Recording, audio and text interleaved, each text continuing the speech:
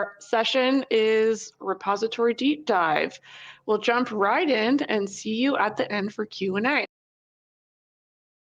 Welcome to Repository Deep Dive. Before we get into what's new or different, I'd like to take a step back.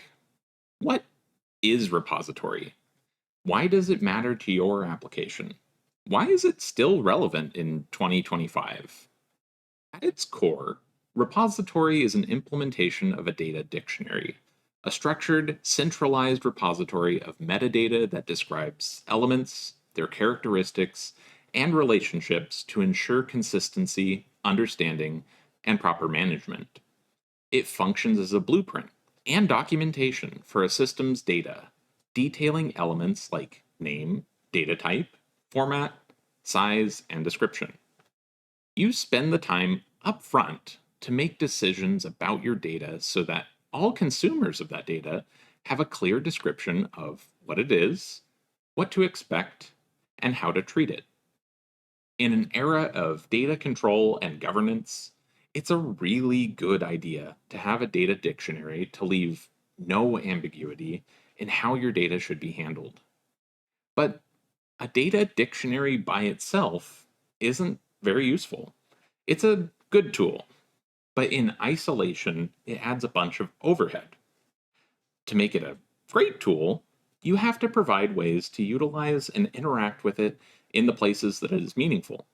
So, our repository tool gives you access to your data structures in Synergy at compile time. It gives you an API for accessing the data structures and file information at runtime, and it sits underneath all of our tools that need to handle your data for you, like XFODBC and XFNetlink.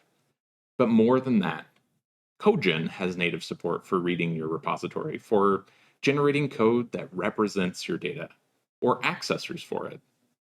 That feeds into Harmony Core to generate RESTful web APIs for handling your data, and now even in the streaming integration platform for understanding your data and ensuring it's handled and streamed into the right formats. It is an incredibly important part of your application. So why? In a world where this thing is so important and so foundational to our systems, is it still so hard to handle the thing? Your repository is an ISAM file for performance reasons, but that ISAM file does not fit neatly into source control. In a world where everything that we do in software is source code, including our infrastructure, we want everything in source control. It needs to be easy to move between environments. It needs to be easy to restore in case of disaster.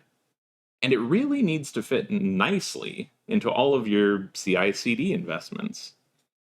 In that world, it sure does not make much sense for our data dictionary to be just another ISAM file. Granted, you can export to schema today, and there's workflow for that in Visual Studio. But it could be better, right? We want to invest in repository because it is so foundational to what you do. But how do we ensure that those are going to be useful investments? When we think about how to make new features for repository, we think that it makes more sense for changes to be code-centric and source control friendly. The things that we do should ideally make the tool have less friction for your team overall, and work well in places that you already use it, like Visual Studio. In the current tooling, the way that you work with code-centric repository is maybe a bit painful. My options today are to work on individual schema files or one massive schema file and some combination of the GUI or not the GUI. So if I want to make a change to a structure, I open the individual file for that structure maybe, and then I can make a change there, except no, I can't do that because my team uses the repository in the GUI, so I need to go open the GUI and I need to modify the structure there. But if I want to export just the single structure, I sort of can, but I have to go into the dialog and select which structure it is that I want and then export it to exactly that one file. And then I need to open it and do some cleanup because there's metadata on that file. Or my option is to export the whole schema of the entire repository into a single file and get that checked into source control. And it's kind of a giant mess, isn't it? Maybe a little spaghetti. In reality, it should be much easier to work on the repository. If your team uses the GUI, you open the repository GUI, you work on the changes that you need, whether it's to one or multiple structures, and you close the repository, and all of your schema files are already updated, then you can check them in the source control.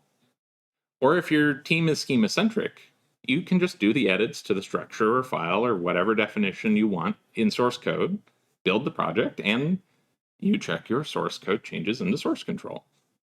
An ideal version of repository is one that hybridizes the GUI and schema workflows in a seamless way that will work for your team. If you want to work in the GUI, you can. And you get a consistent result in terms of what is produced and how it gets checked into source control. Doesn't that sound better? So I have here a repository project in my solution that, while not particularly complicated, demonstrates the updated behaviors for you. I have my existing schema file from another demo that defines a template, a few structures, and their fields. Granted, if your whole schema was only this big, you may not care about being able to split it into multiple files, and that workflow is still supported today. But for those of you with dozens or hundreds of templates and structures and file definitions, it would be very helpful to be able to check them in individually so you can see what changes happened or roll back individual structures. So let's go through changing this project over to generating a file per definition. Opening up the property page, we can see the new options. In order to enable automatic generation on exiting the repository GUI, all I need to do is click this checkbox. After that, I either need to give it the name of my single schema file or a folder where it should generate all of the individual schemas. So right now it's configured to just regenerate my rps demo.sdl file. Let's save this change and open up the repository GUI. Okay. If I change, say, like a description of a structure here in address, we should just be able to get that reflected immediately in the schema file. So let's change this to conference demo. Click OK, and then using my repository hotkeys, F4ing to wrap up. And if I click back over to RPS demo, looks like it's working. The description here in the source file is already updated. But I would rather start working with multiple schema files for my definitions. So coming back into the property page, I'm going to switch over to generate separate schemas. If I click this radio button and then give it a path, I'm going to give it the directory of // to mean the project root. If I wanted to use a subfolder or something other than the root, I can do that too. It's a relative path to the project root or a fully qualified path. All right, saving that. If we open the repository GUI again, let's bring it back over. We could just close it and get the new schema file generation behavior, but let's go ahead and make a structure change while we're in here. Rather than edit one, let's add a brand new structure. Let's call this demo and give it a description of conference demo. And then let's go ahead and give it a field.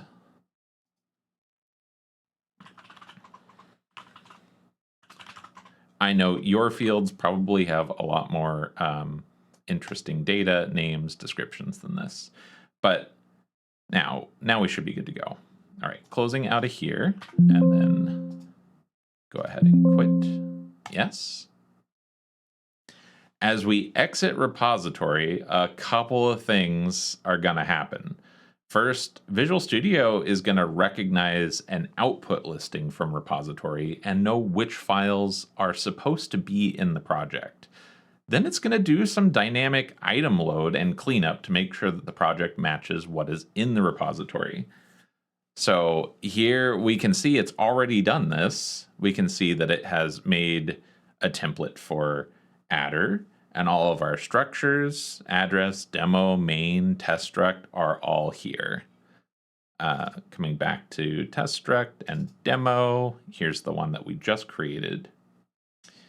This also works with removal as well. So it's really useful that it has created all these, but if I'm getting rid of one, I can also have that happen. So let's go back into the GUI and get rid of the structure that we just created, because it was just for demonstration. We'll go ahead and delete structure demo, and then exiting, you can see that it has made yet another change. Clicking back into Visual Studio here, you can see that structure demo is now gone, and so is the source file. And finally, if we click over into our Git repo information, we can see all of the changes that have happened dynamically. So it's recognized that our new files have been added. It can see the changes inside of the SynProj, and it didn't go ahead and delete our RPS demo.sdl because it wasn't in the multi-file mode while that file was in the project. But we can see the change that we had previously done to that single schema. So at this point, it's really easy to see exactly what has been updated and have a really accurate history of the project. In order to deliver on this vision, we added new auto export features to the repository product, allowing you to control the behaviors of the repository GUI on exit. When layering that into Visual Studio workflows, it results in a few new fields in the repository property page of repository projects. First off, we did a pass at making the fields on this dialog a little bit more understandable. If any of them are still confusing, make sure to press F1 to get directed to the correct help page in the documentation. While looking a little different, this dialog still supports all of the existing workflows. You can still build your currently configured repository project, or if you're using it as a reference to existing ISAM files, that still works too. I want to make sure it works for everyone. The new features are around the automatically generate schemas on exiting repository UI checkbox. You can either select to generate a single schema file representing the whole repository, or select a folder where we should generate individual schema files for each data dictionary element. When using multi-file, SDI will handle all of the project management for those files as well. So if you add new structures to your repository, the new schema files for those structures will automatically get added to your project. And if you remove structures from your repository, the same goes for removal as well. There are some limitations in the multi-file support, however. In fact, it's one of the hardest problems in all of software: naming things. In order to not inflate the scope of this feature too big, we opted not to let you customize the naming conventions that we use for auto-generated schemas, nor the file extension. So when you export a structure, it will be str-structurename.sdl. We do realize that this will be a slight pain point for anyone that has their own naming system today, but if you make the transition, then this will be static going forward, and you will not need to worry about it ever again. The extension SDL is just the proper name for our schema files. The language they contain is the Synergy data language, so SDL was the most consistent thing that we could agree on. Of course, all of this functionality is baked into the repository product itself. Repository has features and functionality for doing multiple file imports, multiple file exports, automatic multi-file export, automatic single file export, and it works in both the repository GUI as well as the RPS util utility. The multi-file import has actually been in use by SDI for some time, and now all of the features are available to you and your team for direct use. Here's a quick look at the updates to the generate and load schema dialogues for supporting the manual import-export flow. All you need to do is supply the directory where the schema files should be located. Generate will create all of the data dictionary elements following the naming scheme from before. Load will load all matching schemas in the directory following the pattern. If you want to use the automatic export functionality without Visual Studio, there are some very verbose environment variables that will let you do it. They were definitely named with automation in mind, not manual user input, that's for certain. You can enable either single file or multi-file export depending on what you pass to RPS schema export on exit, and then supply the appropriate file or directory variable just like you would in the dialog. Under no circumstance should you try to mix this with Visual Studio yourself. Just use the options in the dialog and save yourself the headache. It is not supported. And should you want to do full automation of your schema files without Visual Studio, we do support that through RPS util. For doing the multi-file export, you can use the -ESF flag, then supply a -ED flag to specify the export directory. For imports, there is the classic way of passing an import file with the list of SDLs via -IF. This is what SDI does.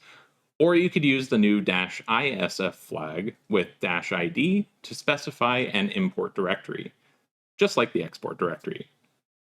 But seriously, just use Visual Studio projects for this. We also think that when you're editing schemas directly, they should be easy to parse and work with. Whether you work in Visual Studio or Visual Studio Code, you should get a consistent colorization experience and a clean, clear view of your schema code.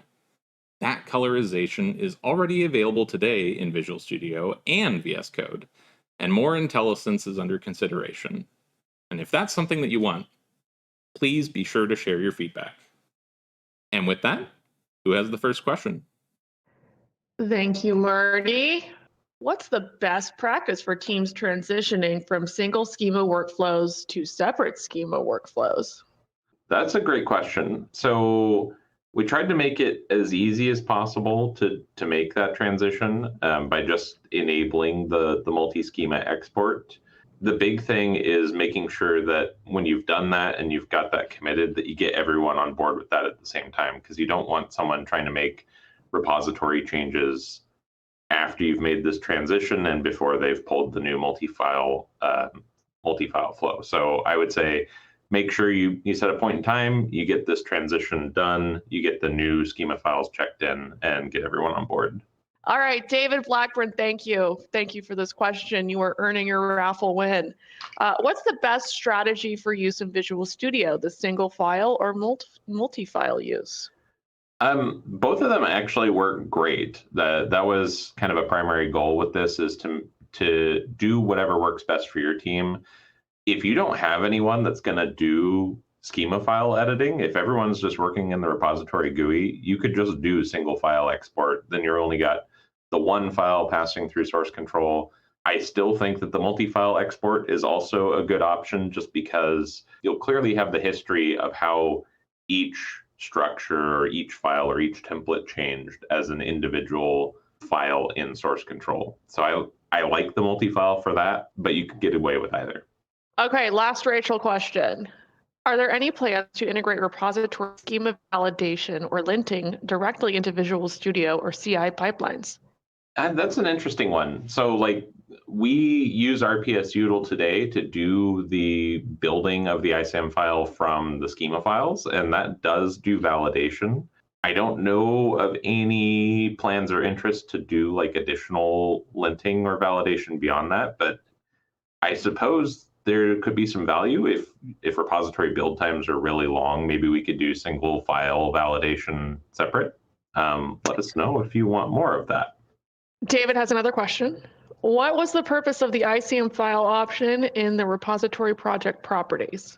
Yeah, so when we originally implemented repository projects, we wanted to make them maximally compatible. So for users that weren't ready to switch to we're going to build the schema for you.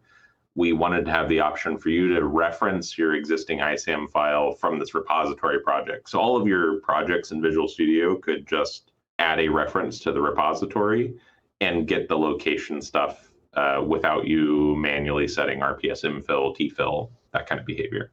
Dustin's got a question. Any plan to update the RPS util UI? And I said that right, which I'm impressed by.